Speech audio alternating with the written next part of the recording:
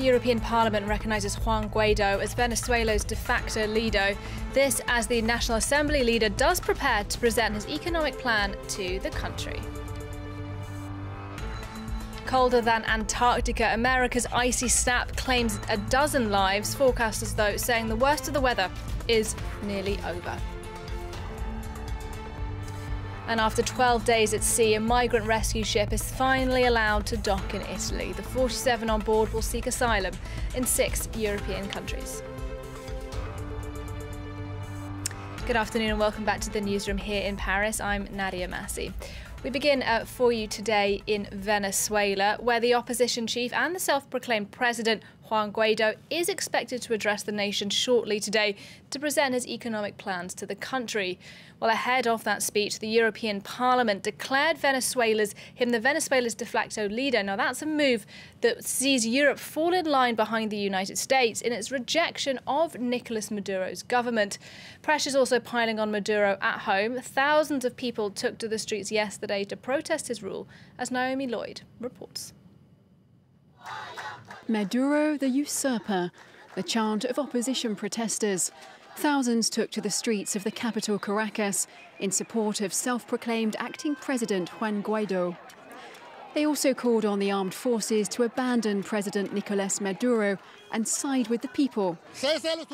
We want an end to the theft of power. We want free elections, a new democratic government, humanitarian aid, justice for political prisoners, and justice for the fallen during the struggle for democracy. In a New York Times opinion piece, the opposition leader said he'd been holding secret talks with members of the army. However, the military high command remains loyal to the president. Earlier, Maduro had rallied the armed forces. Under my command, total unity, maximum morale, and wherever a mercenary traitor appears, then justice, immediate and fair justice. Do you understand? Entendido. Entendido, mi comandante jefe. The US says it won't rule out military intervention and is encouraging opposition protests. 6 European countries, including France and the UK, have given Maduro until the weekend to call elections, or say they too will recognise Guaido as president. Well, Juan Guaido may have European and US support, but in Caracas's largest slum, attitudes towards the opposition leader are far more mixed, as Maud Julien now reports. Petare, Venezuela's largest slum and a historic stronghold of the Bolivarian Revolution. Jesus Rivas is a taxi driver. This is his reaction when asked about Juan Guaido. Guaido? Who is Guaido? I don't know this man. I don't know where he's from or who he is. He has fallen from the sky and now wants to be president. For Jesus Rivas and his mother, Nicolas Maduro is the country's only president. With Chavez, I was a Chavist. With Maduro, I'm a Madurist. Until death. There isn't always water or electricity, but Yajaira Gonzalez shows us what she says Maduro does best. We have flour, this is powder milk. Here we have lentils. I thank my president enormously for everything he gives me. Their president, the man who's been appearing on television alongside the army and insisting everything is the US's fault. We have told Donald Trump, don't look for problems with Venezuela. Don't touch Venezuela.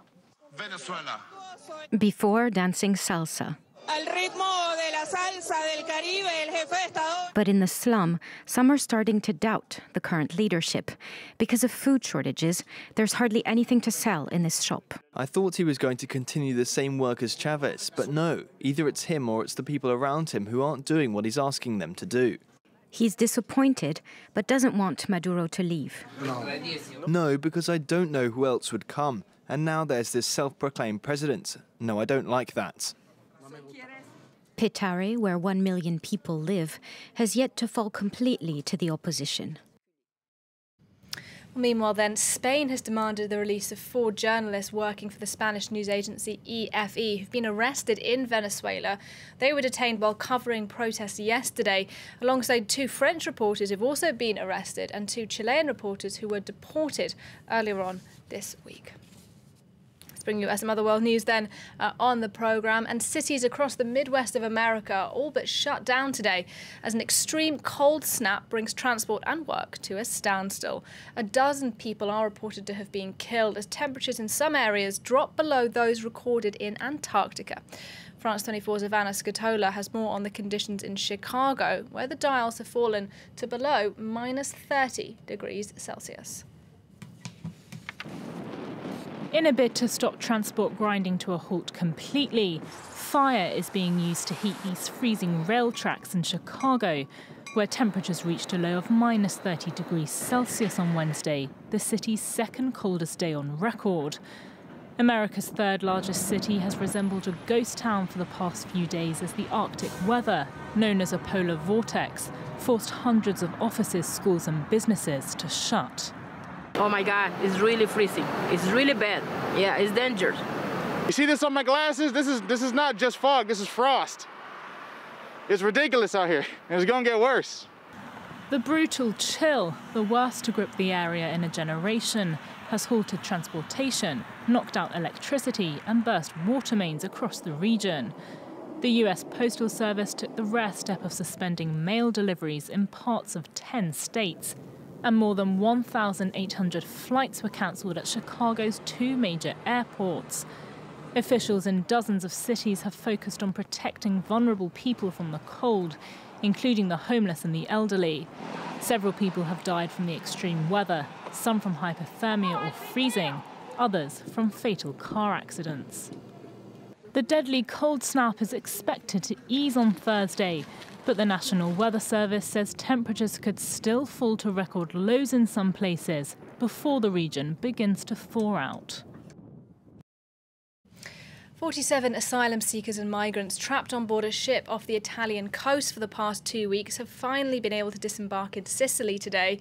The vessel had been prevented from docking by the Italian government, which refused to take in the arrivals alone. A breakthrough was secured yesterday after 6 other European states said they would host the members. Peter O'Brien has the full story. Sea-Watch 3 finally comes into port. Those aboard were rescued from a sinking ship near Libya and were then kept at sea for nearly 2 weeks. The ship has docked in Catania, Italy, after a deal to share the migrants agreed between 6 other countries. On the ship and as an organisation and as a civil society, we are all absolutely confident that we haven't done anything wrong, that we've followed the exact letter of the law. Catania's public prosecutor has launched several investigations against rescue boats operated by aid groups. In March 2018, he impounded the Open Arms ship as part of an investigation into the crew for allegedly aiding illegal immigration. The ship was released following a court ruling that Libya could not be considered a safe country. Italy's Prime Minister, Matteo Salvini, says he's considering legal action against the Sea-Watch crew, which he accuses of sailing straight for Italy rather than ports in Libya or Tunisia. The German NGO says it tried but failed to get a response from Tripoli or Tunis. Already taking a hardline stance on rescue boats by blocking them from its ports, the Italian government says it's looking into banning them from even entering its waters. Next, Israeli citizens of Ethiopian heritage have taken to the streets against what they say is systematic mistreatment at the hands of the police there. Those protests were sparked then by the shooting dead of a 24-year-old man whose mother said had mental health problems. Anka Ula reports on the protest movement. Denouncing police violence against their community, thousands of Israelis of Ethiopian descent took to the streets in Tel Aviv. They carried signs accusing the police of murder after an officer shot dead a member of their community 2 weeks ago. We're here. We had so many years of dreaming to be a part of the Israeli society, and today we are saying no more violence against us. Yehuda Biadga, an Ethiopian man in his 20s who suffered from mental illness, was killed after rushing at police with a knife. The Justice Ministry is investigating the incident. Protest organizers said his death was the straw that broke the camel's back after years of perceived discrimination by Israeli authorities. Yehuda's case was a trigger. There were a number of events that took place since 2015 when we thought there would be a change, including in the police policy.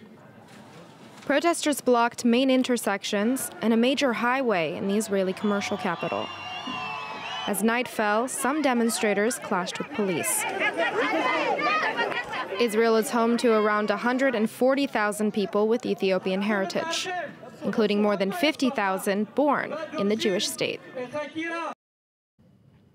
The former boss of Nissan, Carlos Ghosn, has called his arrest in Japan a betrayal and accused the car company executives of plotting against him.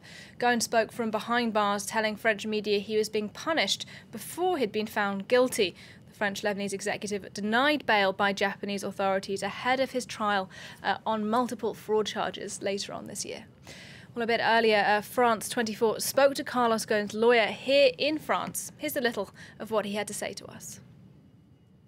Initially, we remember we spoke about fraud, about taxes, and we discovered that in fact that was not taxes at all, because he didn't receive the money. It was an eventuality.